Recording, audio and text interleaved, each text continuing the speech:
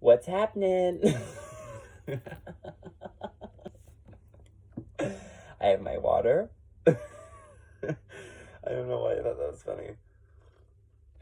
I didn't even think about what I was gonna say before I pushed the button, so I guess that's what that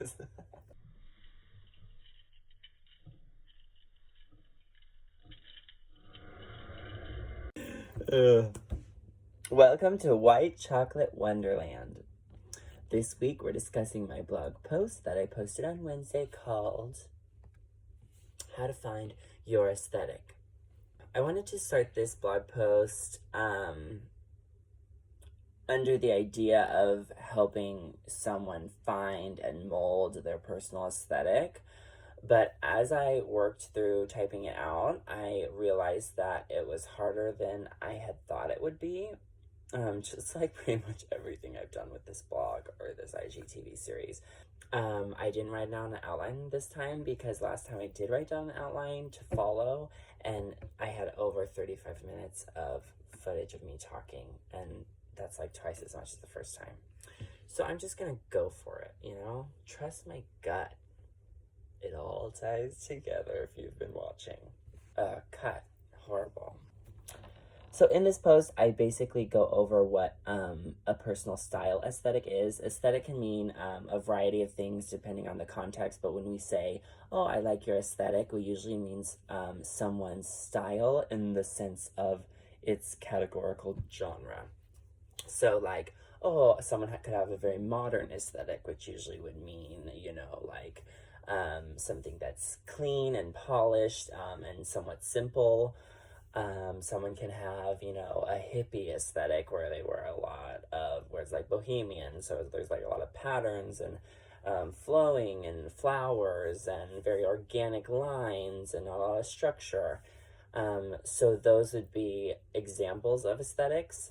But when it comes to building your own personal aesthetic, it can be as broad or as narrow as you want it to be. So my aesthetic is very broad, and I love playing with kind of two types of aesthetics that are on different sides of style spectrums. Stroke. I love stuff that's like sleek and modern, and I love sometimes going with just like a minimal black and white, no color.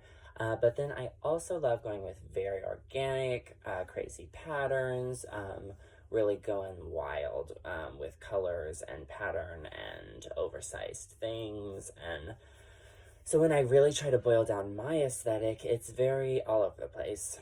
But it stems from a few things. My style inspirations, which are like Grace Jones and like old lady style.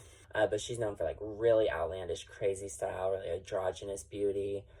And I really, I don't know, I just find her style to be very familiar within myself, because I do kind of like to play with an androgynous thing where mixing female and masculine elements to make my own style, which most people consider to be androgynous.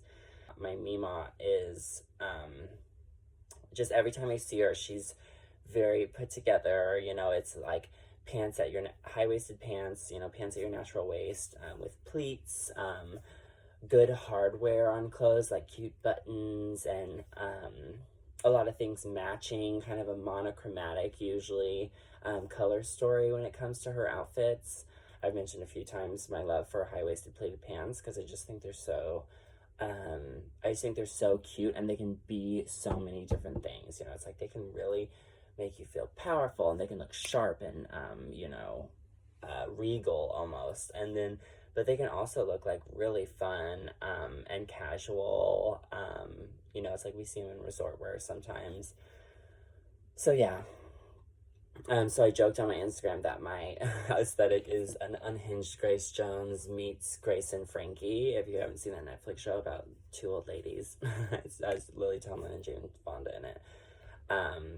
And I think Frankie in that show, with all of her smocks and her like huge jewelry, like I just think that's a really cool, like artsy kind of aesthetic.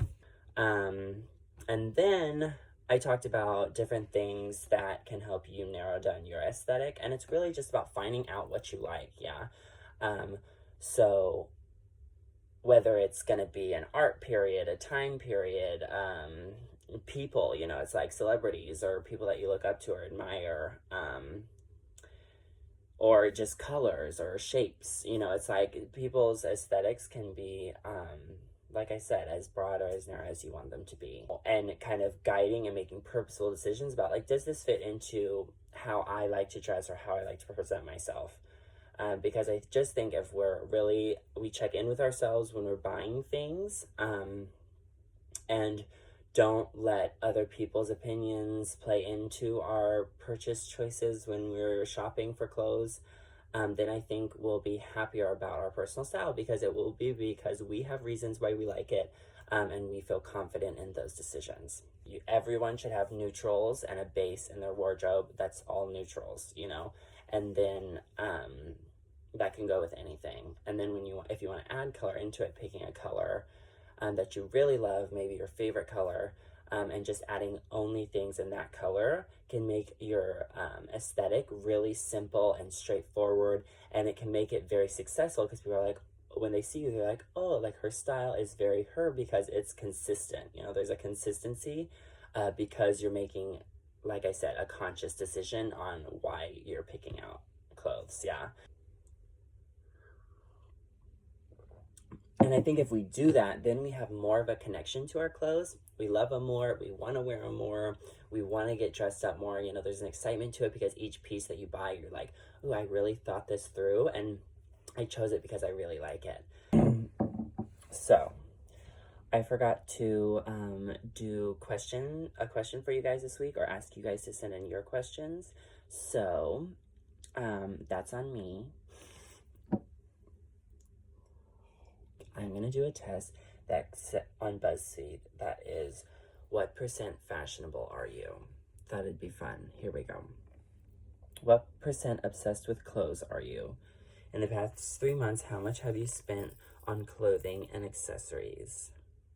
In the past 3 months? I've been in Denmark for 3 months, and I think I spent maybe like exactly $100 on clothes. Do you plan out your outfits the night before? Rarely. I mean, unless there's something big the next day. How often do you toss out clothes to make room for new ones? I don't buy new clothes. I buy thrift store clothes almost exclusively these days. Like, very few. I buy shoes new, and underwear and socks. But pretty much everything else is thrift store. When it comes to thrifting, I love thrifting. 100%. How often do you ask your friends for fashion advice? I don't ask for advice. My friends ask me. That's me 100%. Would you ever rewear an outfit combo? Yes. I think people need to get over that. If it's cute, it's cute. Which one of these must go? H&M, Forever 21, or ASOS? Forever 21, for sure. I have never even shopped at ASOS, so I don't know. Which of these must go? Zara or Topshop? Also, I don't think I've ever bought anything from Zara or Topshop. I'll just pick Zara. Do you keep a change of clothes at work? No. I mean, I guess technically, like, in my gym bag. If you have to choose between being a constant on America's Next Top Model or The Bachelor, constant contestant on America's Next Top Model or The Bachelor, which would you pick? America's Next Top Model, 100%. Pick a style icon. Naomi Campbell. Have I ever had a pair of jeans tailored? No. I mean, I guess technically I've tailored my own jeans, so I'll put yes. Okay, let's say you have an interview at Vogue tomorrow. You found out last minute. What do you do in terms of your outfit? I'm going to say I already have an outfit planned for this situation because I have multiple. Finally, how would you describe your style? But I can't say that word. I would say trendy, but it's my own, or edgy, one of those two. I'm going to say trendy, but it's my own. Da-da-da-da! I got a 98%. You're stylish AF. Congrats on being chic, confident, trailblazer. You know that it wasn't easy getting here, but you've finally been able to nail down your own personal style that you love and are admired for. Ready?